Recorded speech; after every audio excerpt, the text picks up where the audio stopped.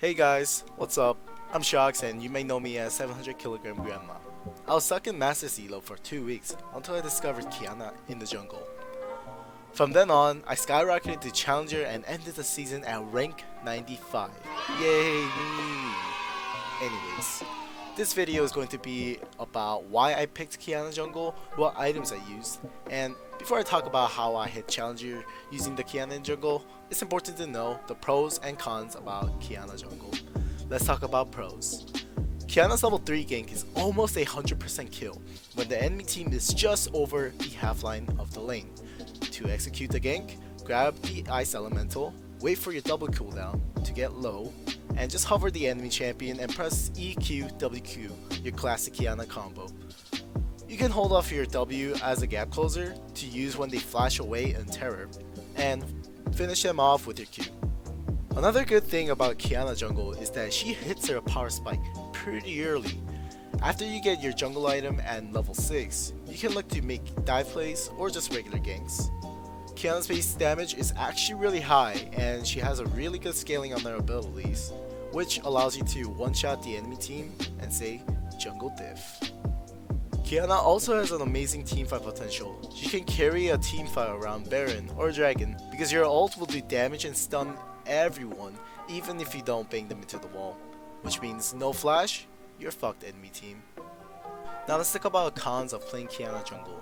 Her jungle clear is pretty bad and there's one pathing where you can stay relatively healthy and be level 3, which is gonna be the red, Krugs, then Raptors, and then you can look a gank on mid or I don't know, just do what you want, do what's good for your team. But that is very predictable and it can be really unplayable against like Rengar, Olaf, Rek'Sai, Elise, Echo.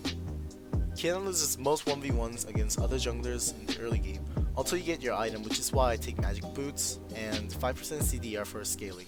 I can talk about that later in the video. And Qiyana jungle has a really weak early game, and I keep mentioning this point because a lot of players, this is why Qiyana's jungle win rate is very bad, because a lot of players try to force it really early instead of letting her scale into 1 or 2 item power spike. Now, let's talk about runes and items. I always take Electrocute, Sudden Impact, Zombie Ward, and Raven's Hunter into Inspiration Secondary with Magical Boots and 5% CDR. For your stats, always go 10% attack speed, 9 adaptive force, and armor or magic resist depending on your jungle matchup. The reason why I take Raven's Hunter over Relentless Hunter is because I value my lifesteal doing camps mid-game, so I'm not chunked doing camps mid-game. Also, I think I have enough movement speed with Magical Boots, Mobies, and my W passive, which gives me extra movement speed if I'm holding one of the 3 elements. I usually take Zombie Ward over Eyeball Collection because it is very easy to stack up your Zombie Ward passive once you get the new item, Unburial Glaive. Unburial Glaive grants you 50 AD, 10% CDR, 12 lethality, and most importantly, the unique passive which allows you to pretty much one-shot wars and traps for a price of 2,400 gold.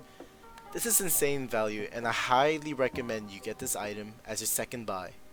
For your third buy, as of patch 9.23, you have a choice between Duskblade or Ghostblade. I personally think Duskblade is better because you can one-shot people even if you don't have ult, but Ghostblade will allow you to get in flank positions faster and let you get a better ultimate off because of the movement speed you get from passive and active. For your starting items, always go Talisman over Machete. I tried Machete Qiyana and it just sucked, okay? Just don't even try it. Now, going into your first buy, you have a choice between a red smite and a blue smite. I prefer to have the blue smite at most cases because it makes ganking easier and you can one-shot people better because the red smite you have to auto to get the little burn, but blue smite is just going to be one instant true damage and it actually procs your electrocute with your EQ, which is very important sometimes because you don't have time to auto.